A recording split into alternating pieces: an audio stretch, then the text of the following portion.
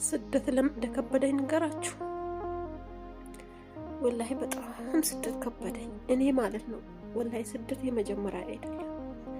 ከዚህ በፊት መጥቼ ሰርቼ ይቻለሁ ሳላገባ ሳልወልድ ማለት ነው። ግን አሁን በጣም ከበደኝ። አሁን ከበፊቱ ከድሮ ቤት ይሄ የተሻለ ነው በጣም ማለት ነው። በስራ በምንም ይሄ የተሻለ ነው። ግን በቃ ድሮ አላገባሁም ነበር፣ አልወለድኩም ነበር፣ ስለምንም ነገር አልጨነቅም፣ ስለምንም አላስብም ነበር። አሁን ግን አልሐምዱሊላህ አግብቼ 3 ልጅ ወልጄ እና ልጆቼን ጥዬ ለገንዘብ ብዬ ማለት ነው ልጆቼን ጥዬ ከልጆቼ ምን ብዬ ልንገራችሁ፣ ለገንዘብ ብዬ ለወደፊት ለነሱ ህይወት የእነሱን ህይወት ለመቀየር ብዬ ማለት ነው ጥያቸው መጣ። የመጣሁትን በጣም ብዙ መከራ፣ ብዙ ውጣ ውረድ፣ ብዙ ችግር አሳልፌ አልሐምዱሊላህ በማሳለፌ አንድም ቀን ተከፍቼ አላውቅም። ሁሌም በድል ነበር እየተወጣሁት የነበረው አልሐምዱሊላህ። ግን አሁን ልሸነፍ ነው መሰለኝ። ሳልሸነፍ አልቀርም። አሁን የልጆቼ ናፍቆት በጣም እየጎዳኝ ነው። እና ልጅ አለሽ እናት ይሆንሽ ልጅሽን ጥለሽ ለገንዘብ ብለሽ እንደኔ ከሆነ ማለት ነው ምንም አይኖርሽ፣ መኪናም አያስፈልግም፣ ቤትም አያስፈልግም፣ ወላሂ ምንም። እኔ በቃ እኔ የተረዳሁት ማለት ነው ከልጆቼ ተለይቼ ከመጣ እንደው ምግብ አጥቼ ማለት ነው በየመንደሩ በየሆቴሉ ሄጄ ለምቡሌ ለምኜ ብበላ አልኩኝ። በቃ ከነሱ ሳልለይ ቡሌ ለምኜ ብበላ አልኩኝ። እውነቴን ነው። በጣም ከባድ ነው ደግሞ ማለት ነው። ሁሉም ሰው ልጅ ጥሎ ይመጣል። ግን የሁሉም ሰው ደግሞ አንድ አይደለም። አንዱ ሲወጣ በሰላም ይወጣል፣ አንዱ ደግሞ ሲወጣ ያው ምን ልበላችሁ፣ የሁሉም ሰው አወጣጡ ከባድ ነው፣ ይለያያል፣ ሁሉም ይለያያል።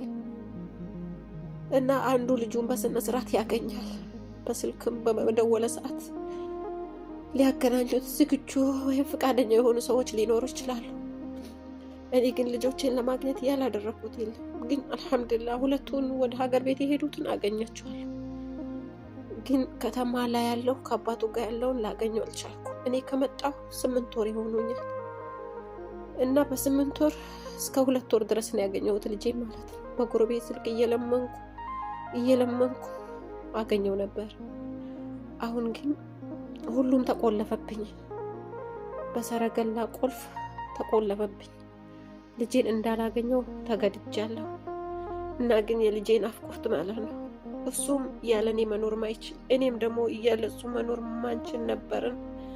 ግን ኑሮ በጣም ብዙ ችግር ብዙ ፈተና ሊለያየን ቻለ ማለት ነው። ግን ያንን ደግሞ አሁን እኔ መቋቋም አቃተኝ። በቃ ሆዴን ቆርጬ ላኩኝ። በቃ እኔ መሄድ አለብኝ ብዬ እነሳለሁ። እነሱም ደግሞ ከፍለው ነው ያመጡኝ።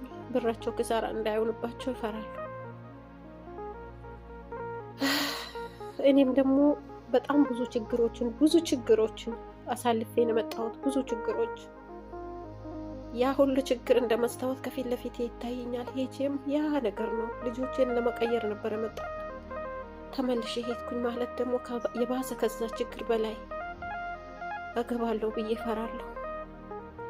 ግን አንድ እናት ልጇን እስከ 6 ወር የት እንዳለ በህይወት ይኑር አይኑር ካላወቀች እስቲ ምን ትሆናለች? በሰላም ትኖራለች? እኔ አላውቅም። ለእኔ ግን በጣም ከባድ ነው። እኔ የሌላውን አላውቅም፣ ግን እንደኔ በጣም ከባድ ነው። አንዳንድ ሰው ልጁን በደወለ ሰዓት በፈለገ ሰዓት ያገኛል። አላህ ያስተካከለለት ማለት ነው፣ አላህ የረዳው ማለት ነው። እኔ ግን አላውቅም። በጣም ብዙ ውጣ ውረዶች አሳልፌ ነበረ።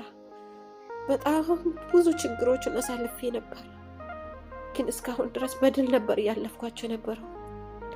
አሁን ግን ሳልሸነፍ አልቀርም። ዱአ አድርጉልኝ እና ምናልባት ይሄንን አይቶ ከልጄ እንዲያገናኘኝ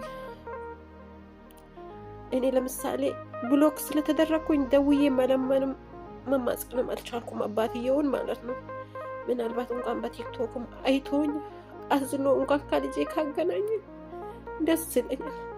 ግን አልችልም ካለ የጎረቤት ስልክ እንድደውልና በጎረቤት ስልክ እንዳገኘው እንዳይከለክልብኝ አደራ። እስቲ ያደራርሱልኝ። ይጠቀማል፣ ቲክቶክም ሁሉንም ስለሚጠቀም ምናልባት ከደረሰውና ካየው ማለት ነው አዝኖ ከልጄ ካገናኘን። እኔ የልጄ ነገር ከብዶኛል። እሱ በእርግጥ እንዳልሰራ ነው መሰለኝ የሚፈልገው፣ እንዳልሰራ እንዳልለወጥ ይፈልጋል። በእርግጥ አውቃለሁ። ግን እኔ በሰራ ለልጆቼ ነው፣ ለማንም አይደለም፣ ለልጆቼ ነው። ግን ልጆቼን ላሳድግ እስቲ የልጆቼ የነገ ህይወታቸውን እስቲ እንደ ዛሬ አይሁን።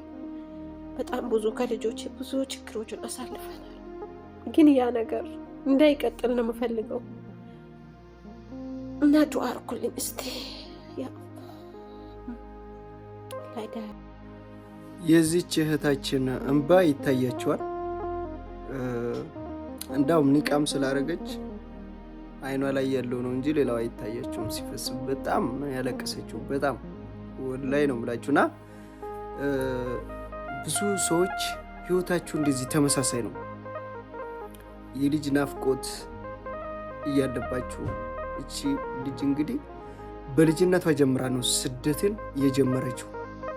በቃ እድሜዋን ብትወልድም እድሜዋን ግን ስደት ላይ ሙሉ በሙሉ ስደት ላይ እንዳለፈ መቁጠር ትችላላችሁ። ይህ ህይወት እሷ ጋር ብቻ አይደለም ለሁላችሁም ትምህርት ነው የሚሆነው እና መጨረሻችን ደግሞ እንዲህ ሲበላሽ ለቅሶ መጨረሻችን ሲያደርገው ወላሂ በጣም ከባድ ነው።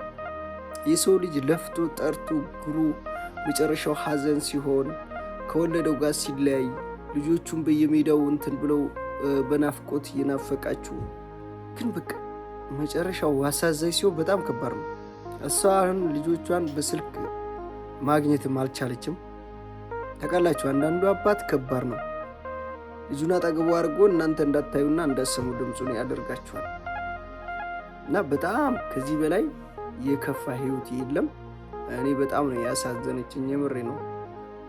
እና በቃ በልጅነቴ ነው ስደት የጀመርኩት እያለች ነውና የብዙዎቻችሁ ህይወት እንደዚህ ነው። ተመልከቱ። አሁን ግን ልሸነፍ ነው፣ እስከዛሬ ጠንካራ ነበርኩኝ አለች። እንግዲህ አያችኋ፣ ትሸነፋለች። አሁን እንደምታዩት እድሜዋ ሄዷል፣ ትልቅ ሰው እየሆነች ነው፣ ታስታውቃለች። ሰው ልጅ እኮ በልጅነቱ ሩጦም ዘሎም ናፍቆትም ሳይገባችሁ ምናምን አለ አይደል? በልጅነት ምናምን አሁን የወለዳችሁት የልጅ ፍቅር ምናምን አንዳንዴ ላታውቁት ትችላላችሁ፣ ወይ ትችሉታላችሁ። የልጅ እንትን ስላላችሁ ልጅነት ስላላችሁ ሁሉንም ነገር አልፋችሁ ብዙ ውጣ ውረዶችን ትችላላችሁ። ያ ነገር በኋላ ላይ ደግሞ ከባድ ነው እና አላህ ይድረስላት ለእህታችን። ብቻ እሷ በጣም ከባድ ነገር ውስጥ ናት። ልጅ ያልወለዳችሁት ይሄን ጉዳይ ላታውቁት ላትረዱት ትችላላችሁ። ልጅ የወለደው እንግዲህ እዚህ ኮሜንት ላይ ይፈርዳል። ልጅ ያላችሁ ሁላችሁም እንደዚህ አይነት ህይወት አጋጣሚ ያላችሁ ሁላችሁ መቼም ይሄ ነገር በእናንተም ጋር እንዳለ አልጠራጠርም። አለ ሁሉም ቤት ማለት ነው።